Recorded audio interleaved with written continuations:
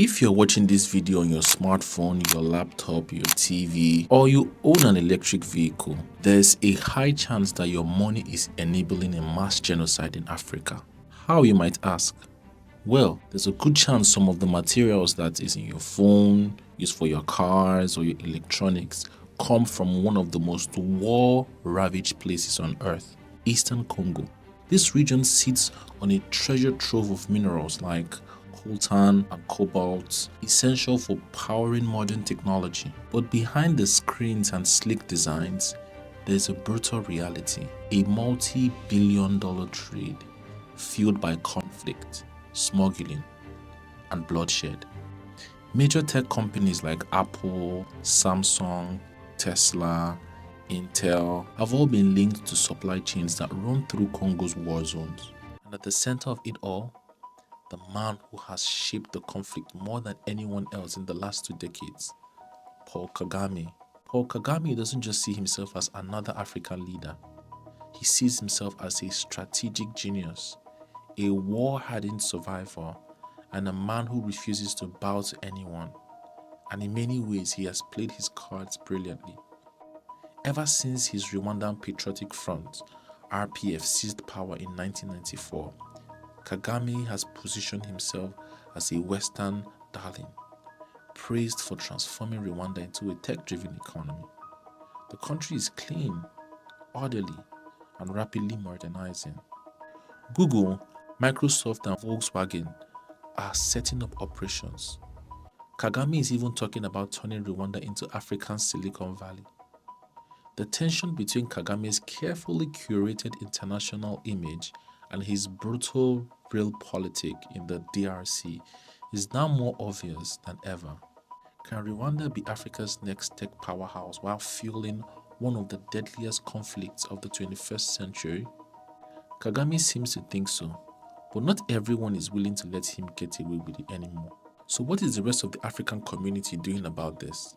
Enter Kenya, the regional economic powerhouse that doesn't want to get its hands too dirty, but still wants a seat at the table. When the latest round of conflict broke out, Kenya stepped in as a diplomatic broker. Former President Uhuru Kenyatta led negotiations, pushing for a ceasefire and trying to mediate between Kagame and Congolese President Felix Tshisekedi. But diplomacy is only half the story. Kenya has major economic interests in the DRC. Kenyan banks, businesses, and transport networks are expanding into Congolese markets. Stability means more money, and instability threatens their profits. South Africa has always played the role of regional stabilizer, sending peacekeeping troops, hosting negotiations, and trying to prevent total collapse in the Great Lakes region. But recently, Kagame has made direct threats against South Africa forces, warning them to stay out of the DRC conflict. This has put President Cyril Ramaphosa in a tough spot. For now, Pretoria is taking a cautious approach, but if Kagame's aggression crosses the line, South Africa may be forced to flex its military and economic muscle. But what does real estate got to do with all of this? We are, of course, in fact, a real estate channel. At first glance, you might think real estate has nothing to do with the DRC-Rwanda conflict. But let's take a step back, and you see the connection is bigger than most people realize. First, conflict leads to displacement. And when people flee their homes, whether because of violence, insecurity, or economic hardship, entire regions become unstable. Property values drop. Abandoned lands become battlegrounds, and real estate investment dries up. In places like the Eastern DRC, where armed groups fight over land rich in minerals, control of territory isn't just about natural resources. It's also about who owns the land and who gets pushed out. Then there's the issue of urban migration. As people escape conflict zones, cities in both the DRC and neighboring Rwanda experience sudden population surges. This strains housing markets, driving up rental prices, creating informal settlements, and sometimes even leading to land disputes in urban areas. Kigali, for example, has seen significant urban expansion in recent years, partly fueled by economic migration from the DRC. And let's not forget international players. Foreign investors, often hesitant to pour money into conflict-ridden regions, tend to focus on safer real estate markets. But ironically, some of the very corporations benefiting from the DRC's mineral wealth also invest in high-end real estate projects somewhere else, sometimes in Rwanda, which has positioned itself as a stable, investment-friendly alternative. What a surprise. So whether it's through displacement, urban growth, or foreign investment patterns, real estate isn't just a side story in the DRC-Rwanda conflict. It's part of the bigger picture.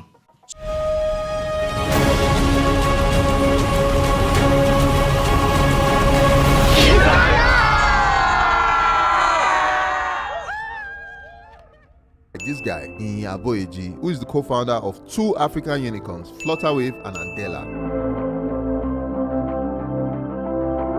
This Nigerian wants to solve this by building a technological city where bright minds can come in and build the future for the next generation. He mentioned that he was building Talent City, a city very similar to Silicon Valley but for Africans. So what is Talent City? We call it the city for the builders of tomorrow. What we're trying to do is like, how do you build an alternate reality where it is the easiest place for a builder to build? Talent City is an idea to spread the vision of creating spaces where Africa's best talent can build together. To create an ecosystem that enables innovative startups to thrive and attract IT talent from around the world. Currently, the first location of Talent City Lagos is being built at Lekki Free Trade Zone in Nigeria, which is really dope because it's a business-friendly environment with policies including zero corporate tax and ease of remote company registration.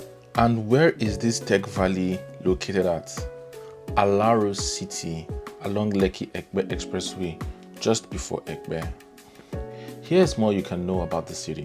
Hi, my name is Funke Beke. I am a real estate advisor with Alaro City. Last couple of years, you must have heard about the expansion, everything that's happening along the Lekki Ekpe corridor. And I'm very certain you've heard about the deep sea port that was recently commissioned. You've also heard about Dangote refinery. And of course, the international airport that is also along the Lekki Ekpe corridor.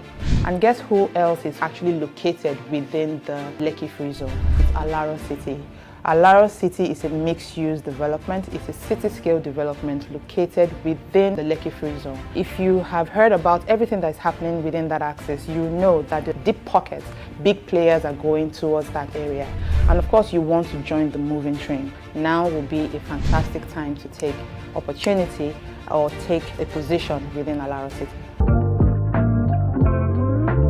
There's a base which is, it's not about the land, it's about what rights this land has. So as you're standing here now, you're no longer in Nigeria. Actually, by law, once you pass that gate, you're welcome to Lekki Free Trade Zone and Alaro Free Trade Zone, on which Talent City is built. So what that means is that we have our own immigration system, we have our own police and security system, we have our own banking system. So it's like a country. Move your business into Alaro City. You get up to $5,000 in discount for every 1,000 square meter plot you purchase within our SME enclave. Businesses are already enjoying operational efficiencies and free zone benefits such as exemption from corporate income taxes, speedy processing at the ports, exemption from import and excise duties, and many more.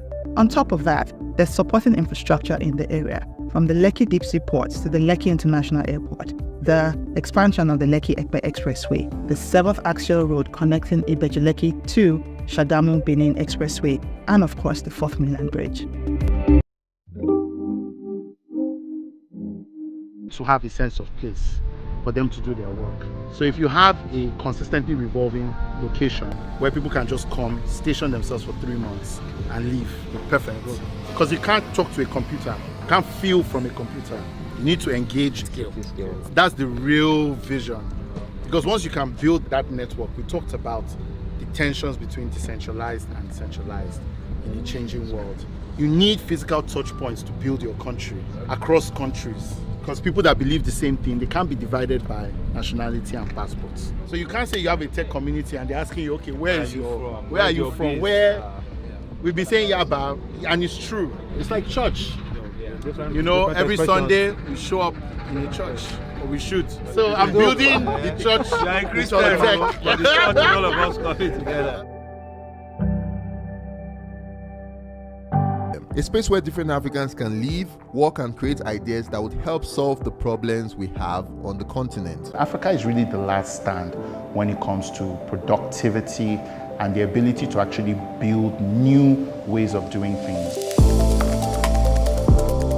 Africa is a major area of focus because we see incredible opportunity with serving the innovation and entrepreneurship ecosystem in Africa, because you have this extremely youthful population with an average age of 18, and that means that there's a longevity with respect to the kind of business and business relationships. And Africa is really the last stand when it comes to productivity and the ability to actually build new ways of doing things. But Africa, because not much has already been built up, it's possible for you to actually innovate.